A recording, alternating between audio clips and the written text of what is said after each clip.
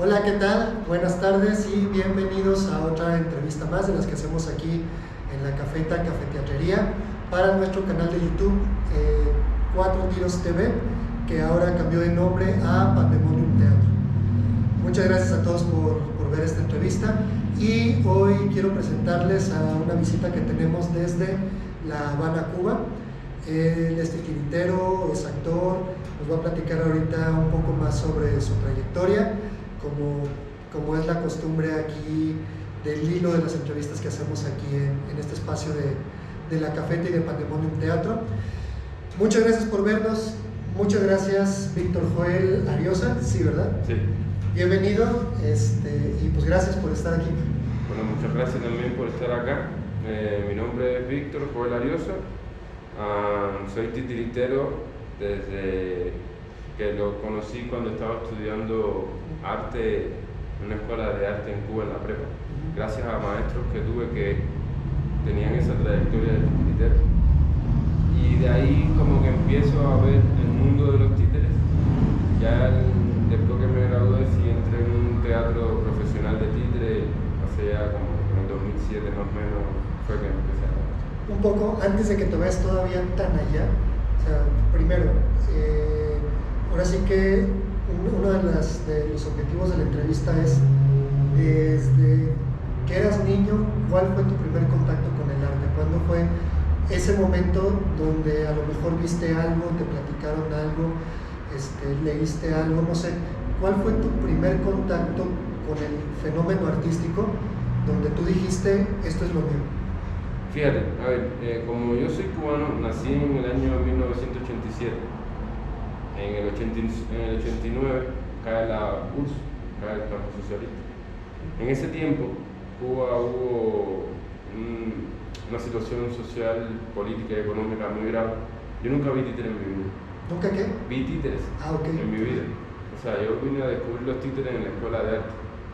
O sea, yo nunca fui al Guiñón, o sea, nunca... Sí recuerdo haber visto algo en televisión, pero era muy... O sea, no tengo muy bien el recuerdo porque en ese momento en Cuba existían apagones de 12 horas y casi no tenía acceso a la televisión ni nada de eso. Por eso digo que mi infancia no fue tanto así de yo llegar a un lugar a ver títeres, ni aunque sea algo infantil. O sea, donde yo descubro realmente, o sea, yo entré a una escuela de arte con el hecho de ser actor de arte dramático, de cine, de televisión. O sea, iba con esa idea. Ok, entonces, antes de que entraras tú a la escuela de artes, o sea, realmente, vamos, ¿de dónde nació esta inquietud de decir, voy a entrar para ser actor? ¿De dónde te nació esto de decir, quiero ser actor? Eso nace por mi hermana. Mi hermana me dice, oye, mira, o sea, ella es como la que me impulsa a mí al arte. O sea, ese pequeño, a pesar de que había estudiado un poco música también antes, también había estudiado un poco de actuación, pero más bien no sé cómo se le llama acá, nosotros le llamamos secundaria. Ajá. La secundaria puede ser. Sí, creo que es lo mismo, Es lo mismo. Un poco como en los años. Bueno, ahí más o menos fue mi inquietud. A llegar a, bueno, sí, quiero ser actor también porque había visto ya un poco en mi escuela se había filmado, donde estaba haciendo la secundaria, se había filmado una serie de juvenil. Y mira, yo quiero también, o sea, en ese trance de la niñez o de la juventud. Ok, entonces entre esa pequeña experiencia que tuviste en la secundaria y tu hermana, dijiste, voy a entrar a la escuela de artes. Ajá. ¿Cómo fue tu proceso para entrar a la escuela de artes? ¿Cómo es el examen? ¿Cuáles son los requisitos que te piden para entrar? ¿Cómo viviste la experiencia sin haber tenido una experiencia previa como actor, como a veces otras personas hacen teatro o actúan antes de entrar a una carrera? ¿Cómo fue para ti como este primer encuentro sin tener una experiencia previa? Pues fíjate, eso para mí también fue algo novedoso, en el sentido de que, bueno, me van a hacer unas pruebas de teatro. Yo pensaba que me iban a hacer unas pruebas de actuación, algo así, ¿no? Pero fueron más bien pruebas de actitud sobre la imaginación, sobre cuentos colectivos, sobre objetos, contenido de los elementos en escena. Esas fueron más bien las pruebas que me hicieron a mí. También me hicieron una prueba de psicología, de colores, porque realmente yo estudié instructor de arte, o sea, en la especialidad de arte, en la prepa. Pero esa fue una experiencia que a los años me doy cuenta que es como buscando, o sea, los maestros estaban buscando mucho el contenido de estos estudiantes, a ver hasta dónde llegan su experiencia de vida también. Porque yo nunca había estudiado, o sea, nunca había estado en nada de teatro. Y ellos estaban buscando, encontrando. Que pudieran haber salido, no sé, 5 o 10, bueno, está bien. Pero es la búsqueda. Uno se da cuenta después a lo largo de los años, ¿no? Sí. Porque en el camino se van quedando también colegas, ¿no? Y dicen, bueno, no siguió, pero a lo mejor no tenía la actitud, a lo mejor no tenía el contenido, de hecho. ¿Dentro de la escuela de artes fue donde conociste los títeres? ¿O gracias a la escuela, algún espectáculo alrededor? ¿Cómo fue este encuentro? Vamos, tu primer, digamos, acercamiento un poco más serio con el arte fue en la escuela de artes, valga la redundancia. Ya estando allá adentro, ¿de dónde nació esta inquietud por decir, ok, estoy ya aquí dentro de la actuación, pero me quiero ir hacia este lado que son los títeres? Bueno, eso fue como en segundo año de la carrera. En primer año era más bien toda una asignatura de actuación, dirección, expresión corporal. Y en segundo año vino la especialidad de títere. Y todo el mundo así, pero es como algo para niños.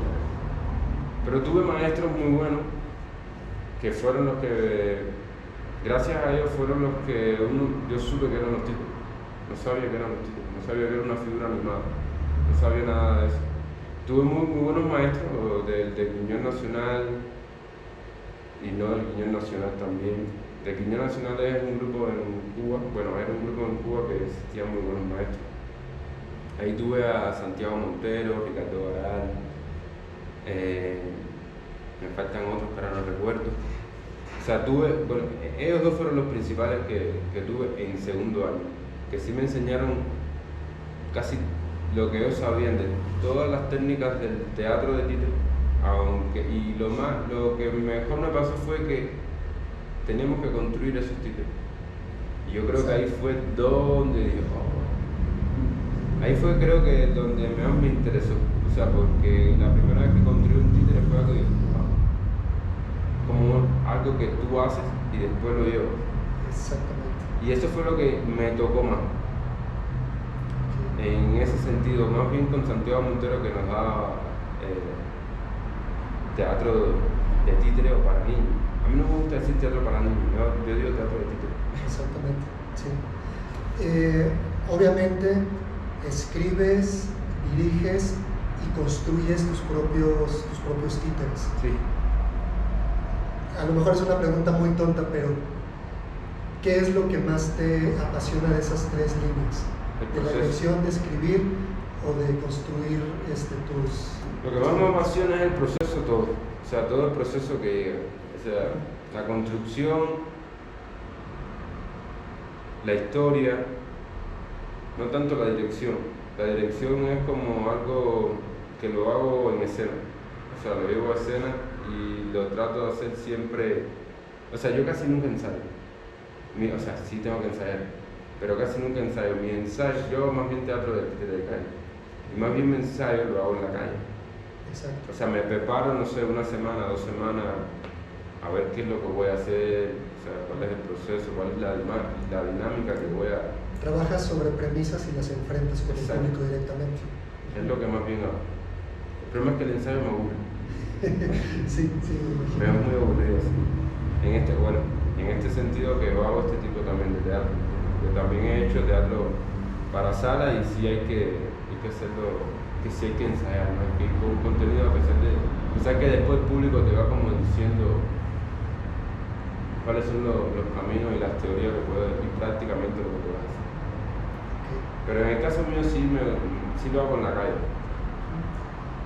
¿Cuál fue tu primer proyecto de títeres con el que saliste a la calle?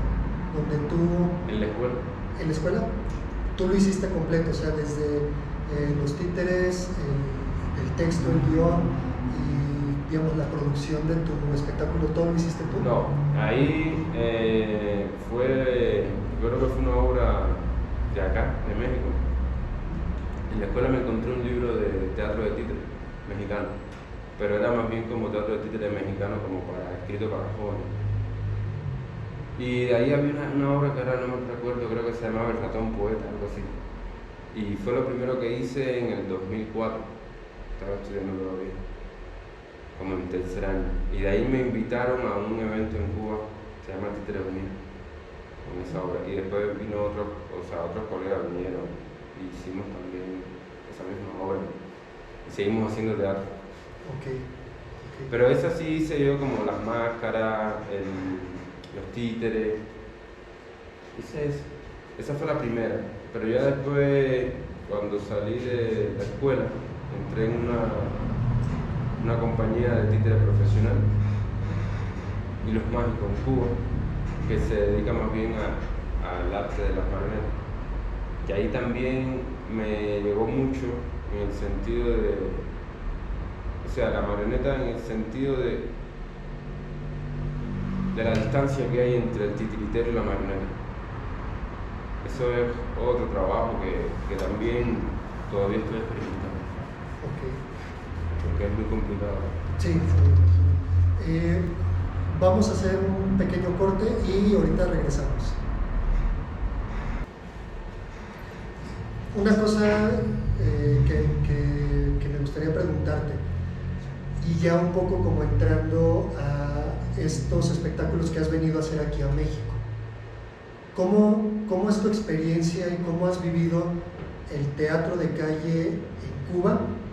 Que nos platiques un poco cómo ha sido como entrar primero a ese mundo del teatro de calle en Cuba, y ya después de que nos hayas platicado eso, si nos puedes platicar cómo ha sido tu experiencia del teatro de calle acá en México. En Cuba el teatro de calle es muy complicado. Ajá. O sea, cuando hablamos de teatro de calle en Cuba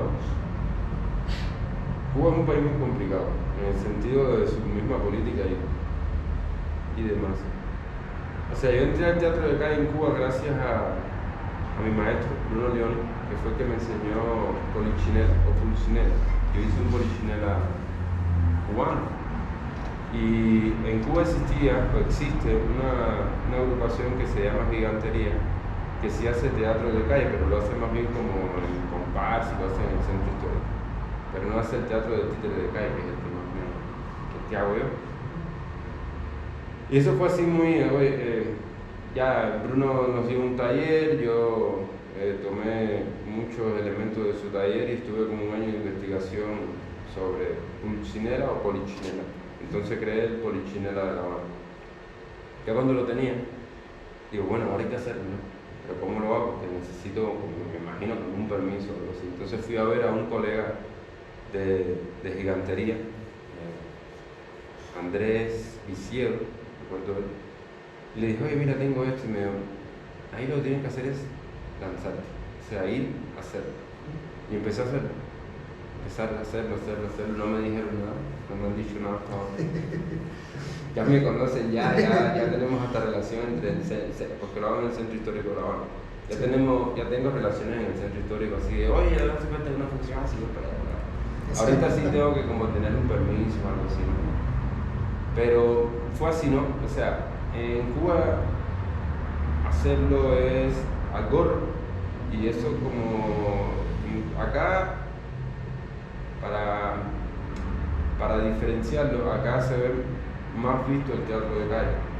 O sea, pasamos en un semáforo y hay una persona haciendo teatro de calle, profesional o no profesional, pero al final es teatro de calle. Sí. En Cuba eso no lo ves, solo ves profesionalmente. Esa es la diferencia que yo creo que hay de acá. Y como que me parece que en Cuba hay todavía como... no hay sentido ni control sobre eso, sobre qué es lo que pasa en la calle. Es una investigación que se debería hacer. Sí, que debe ser interesante. Porque en Cuba no se hace tanto teatro de calle.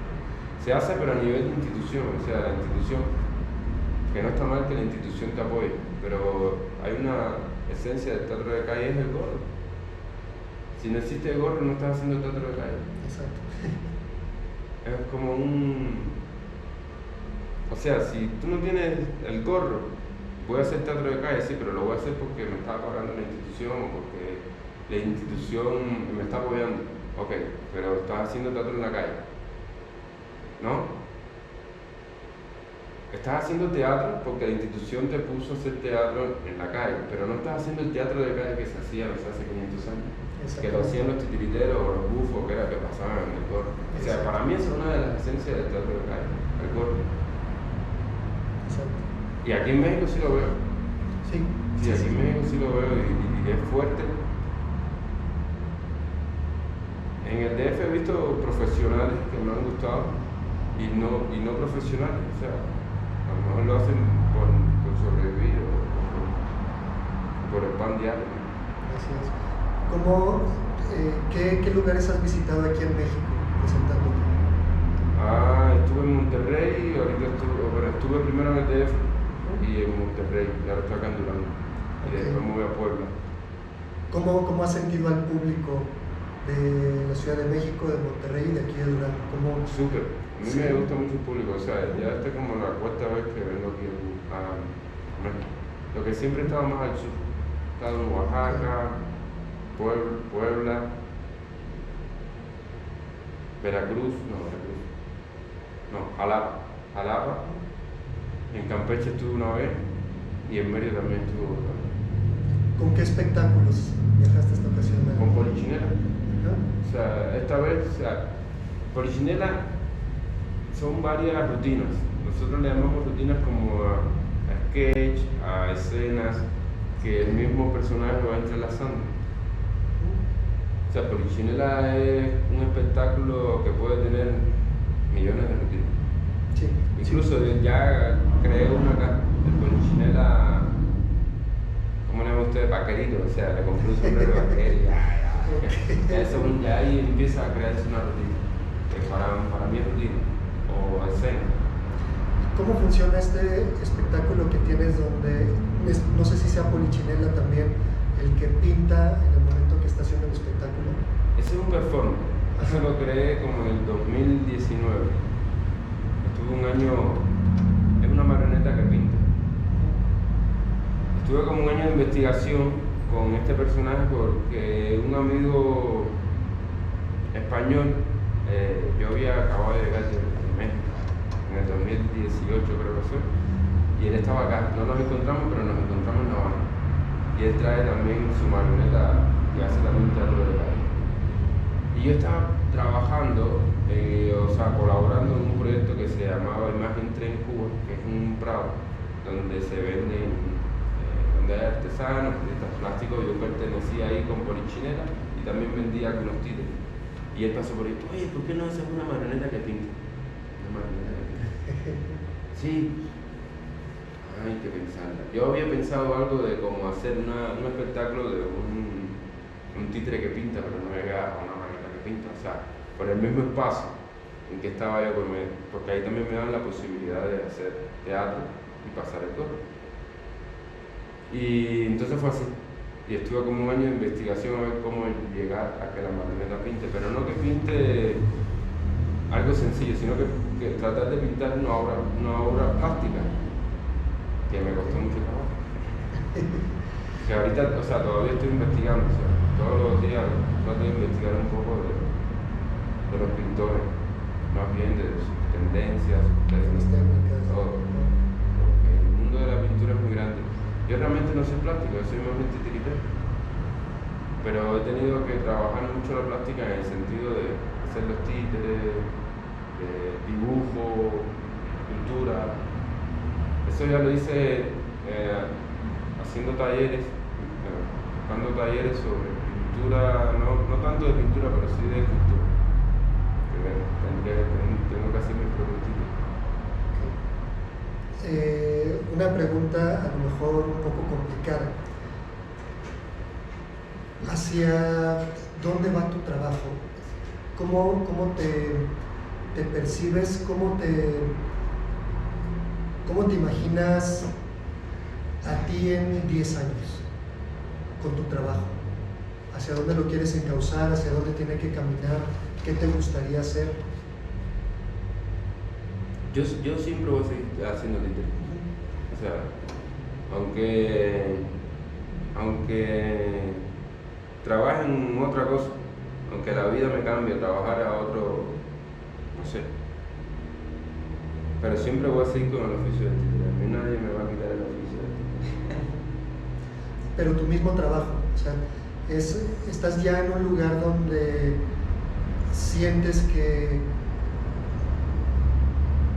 tanto el Víctor de ahorita como tu trabajo es el medio para lograr hacia dónde quieres llevar tu trabajo, o crees que todavía te hacen falta cosas por explorar, o no sé. Siempre hay que explorar.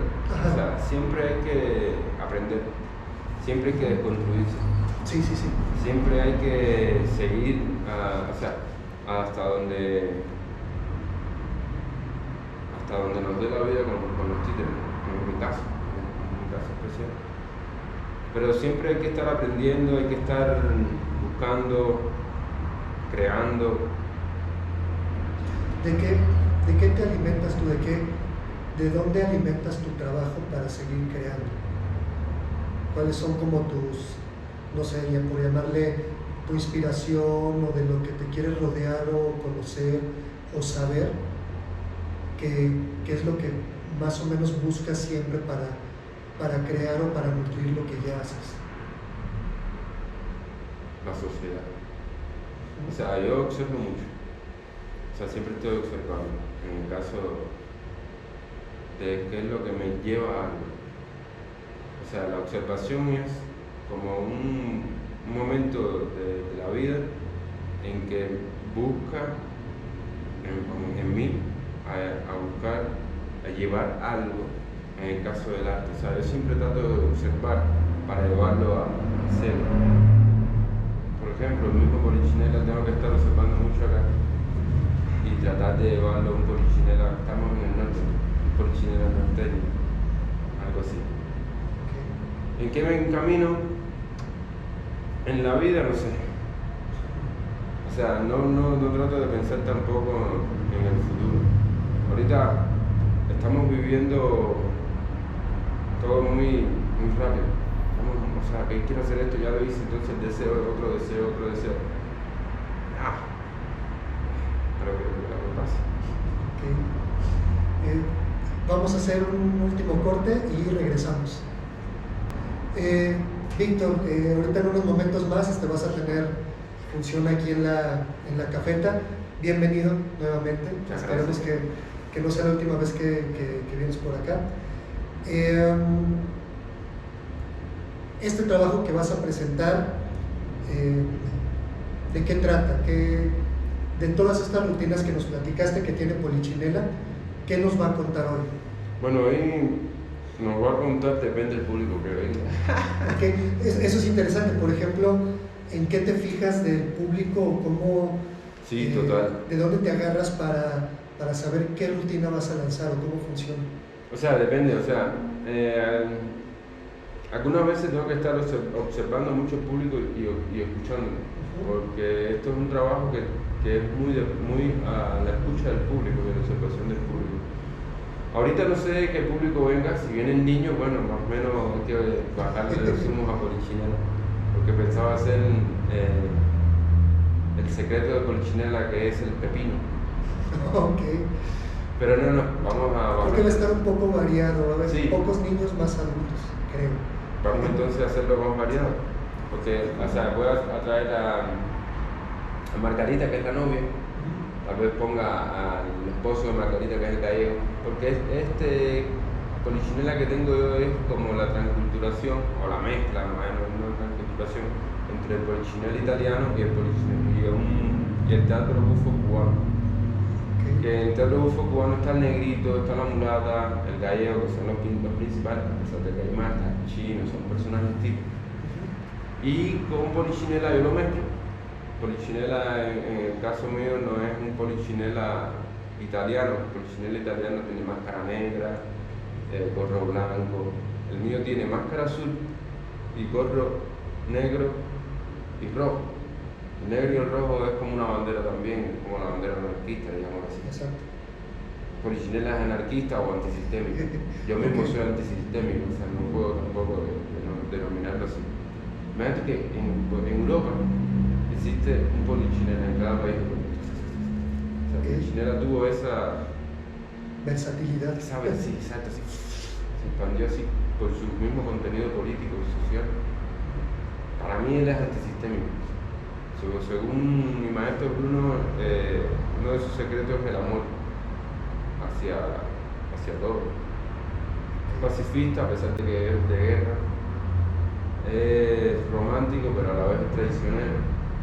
Es hombre-mujer, no llega a ser ni hombre ni mujer. Polichinela como tal, o sea, Polichinela puede estar como un hombre o como una mujer.